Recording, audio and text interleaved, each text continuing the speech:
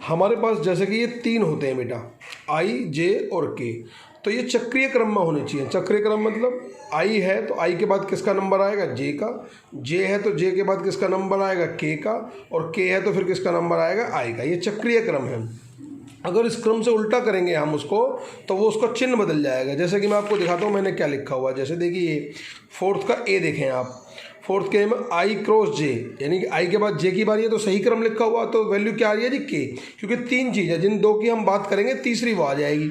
जैसे अभी हमने आई और जे की बात करी तो कौन आ गया, के आ गया। फिर बात करी जे और के, जे और के ठीक है क्रम, तो कौन आएगा, तीसरा बचा हुआ कौन बच गया, आई। के और आई की बात कर रहे हैं तो कौन बचा जी, जे, तो जे आ जाएगा। ये बिल्कुल सीधा सीधा क्रम था आपका।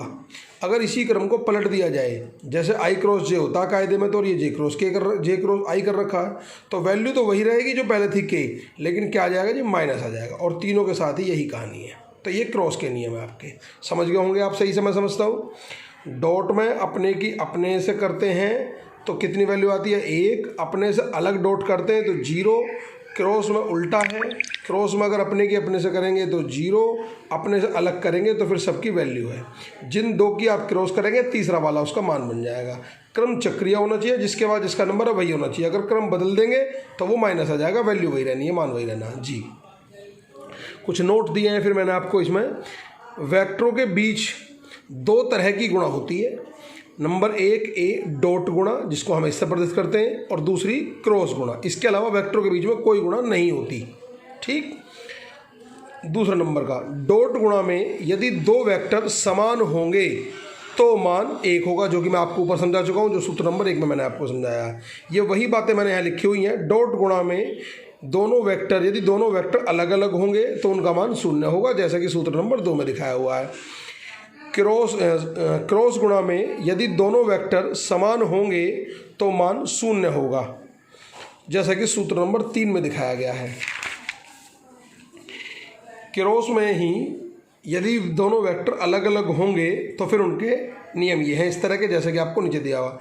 जैसे कि आई जे के होते हैं 3, ये तीनों वेक्टर हैं, तो जिन 2 वेक्टर की गुणा होती है उनका आंसर उत्तर तीसरा वेक्टर होता है। जैसे कि मैंने बताया था आई और जे करते हैं तो के आ जाता है, जे और के की करेंगे तो आई आ जाएगा। लेकिन क्रम चक्रीय ही होना चाहिए, जैसा कि मैंने अभी आपको समझाया था ये वाली बात। यदि चक्र विपरीत हो जाएगा तो मान तो वही रहेगा लेकिन चिन्ह बदल जाएगा, जैसे कि सूत्र नंबर 4b में मैंने आपको दिखाया था।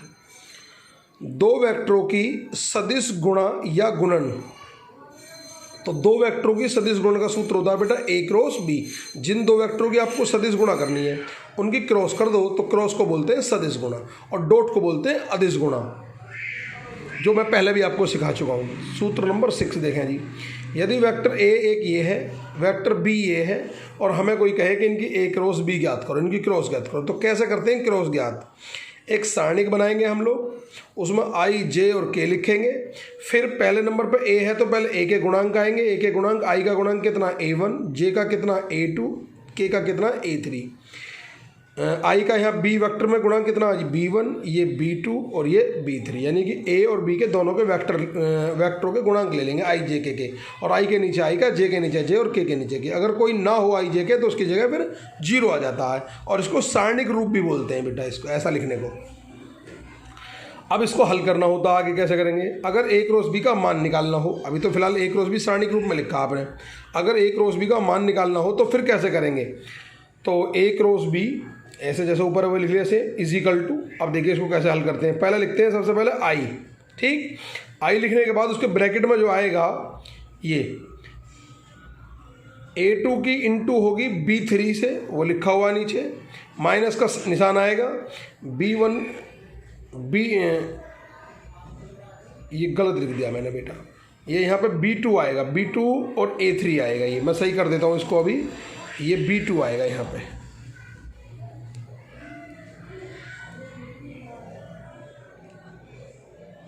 ठीक है जी। फिर माइनस का निशान आएगा और जे आएगा, ये फिक्स है, हर बार ऐसे ही रहने वाला, माइनस जे। और अब करिए जरा इसको आगे से, तो जब इसके लिए कौन आ रहा है जी, a1 b3 minus b1 a3, very good है। प्लस का निशान आएगा, के आएगा, और फिर वैसे ही गुणा A1 B2 और A2 B1, जो भी आप यहाँ गुणांक रखेंगे उन सब की यहाँ गुणा आप करते रहेंगे उस तरह। इसको सॉल्व करने के बाद आपका A क्रॉस B ज्ञात हो जाएगा। नेक्स्ट सूत्र पे आते हैं हम लोग। ये देखिए यहाँ पर लंबवत एकक सदिश या लंबवत मात्रक सदिश या लंबवत इकाई सदिश का सूत्र होता है। तीनों बात एक ही है, कुछ भी बोल सकता है वो आपको। तो सूत्र है जी A cross B upon A cross B का मापांक। ये सूत्र है लंबवत एकक सदिश का, लंबवत इकाई सदिश का, लंबवत मात्रक सदिश, कुछ भी कह सकते हैं आप। तीनों चारों बातों में से एक ही बात है। नेक्स्ट है जी आपका ये दो वेक्टरों के बीच का कोण। हम ये पहले भी पढ़ चुके हैं, दो वेक्टरों के बीच कोण, अब भी दोबारा पढ़ रहे हैं। वहाँ जो पढ़ा था हमने वो कोस के रूप में पढ़ा था, कोज्या के रूप में। अब हम पढ़ रहे हैं जया के रूप में, यानी कि साइन के रूप में। अगर दो वेक्टर दिए हैं आपको और उनके बीच के कोण निकालना है तो सूत्र है sine theta is equal to A cross B का मापांक बटे A का मापांक इंटू B का मापांक। और ये चित्र के द्वारा समझाया हुआ है कि ये वेक्टर A लगा हुआ है, ये वेक्टर B लगा हुआ है और ये इनके बीच का कोण है थीटा। इसे ज्ञात करना हो तो सूत्र ये है। वो आपसे कहेगा कि जया ज्ञात कीजिए या कोज्या ज्ञात कीजिए। अगर ये नहीं कहता, खाली बीच का कोण कहता है, तो आपकी मर्जी, कोई सा भी कर सकते हैं आप, चाहे साइन से कर दें, चाहे फिर आप पिछले वाले सूत्र कोस से कर दें जी। इसका एक सूत्र ये भी बनता है, अगर हम इसे क्रॉस त्रिशी गुणा कर दें, इसकी पलट दें, तो A cross B is equal to A का मापांक और B का मापांक और sine theta into n cap. ये A क्रॉस B से मापांक मैंने हटा दिया और एक नई चीज़ इसके साथ में एन कैप लगा दिया, जहाँ पे एन कैप को क्या बोलते हैं जी, जहाँ एन है जी आपका, एन कैप है लंब इकाई सदिश है। इसका प्रयोग होगा, मैं बताऊंगा आपको आगे जब आएगा है। नेक्स्ट सूत्र है जी त्रिभुज का क्षेत्रफल डेल्टा। क्या सूत्र है जी 1/2 A क्रॉस B का मापांक, जहाँ A और B क्या है, त्रिभुज की दो भुजाएं हैं। तो आपको कुछ नहीं करना, त्रिभुज का क्षेत्रफल निकालना, तो दोनों की क्रॉस निकालो और मापांक निकालो। क्रॉस निकालना आपको पीछे सिखा दिया और मापांक आपको पहले से ही आता है, तो आप यहाँ रख देंगे, 1/2 से गुणा कर देंगे, तो आपका त्रिभुज का जो क्षेत्रफल है वो आ जाएगा। चतुर्भुज का क्षेत्रफल A क्रॉस B का मापांक, जहाँ A और B क्या है, चतुर्भुज की दो संलग्न भुजाएं हैं। संलग्न से मतलब है आपस में लगी हुई, आमने सामने की नहीं होनी चाहिए। चतुर्भुज का क्षेत्रफल फिर दोबारा आया, अब की बार 1/2 D1 क्रॉस D2। पिछली बार जो फॉर्मूला है वो भुजाओं के लिए है। अगर चतुर्भुज की भुजा ना दे रखी हो, उसके विकर्ण दे रखे हो, तो भी चतुर्भुज का क्षेत्रफल निकल सकता है। जैसे कि D1 D2 यहाँ पे क्या है, चतुर्भुज के विकर्ण है। क्रॉस करनी आपको आती है और मापांक भी निकालना आपको आता है, तो दोनों में वही करना, क्रॉस और मापांक। एक नोट के द्वारा समझाया हुआ है। नंबर 1, यदि A क्रॉस B को पलट के B क्रॉस A लिख दें तो माइनस आ जाता है बेटा। दूसरा जी, बीच के कोण के लिए कोस थीटा या साइन थीटा का कोई भी सूत्र प्रयोग कर सकते हैं, आपकी मर्जी है वो। जैसे कि अगर खाली बीच का कोण करा तो उस केस में, तो ये मैंने आपको वेक्टर 10G एक्सरसाइज के आपको फॉर्मूले सारे समझाए हैं बेटा, ठीक है। अब इसकी अगली जो वीडियो बनाऊंगा वो इसके सवालों के लिए बनाऊंगा। ओके, मैं समझता हूँ आपको समझ में आ गया होगा सही से। ठीक है बेटा, ओके बाय।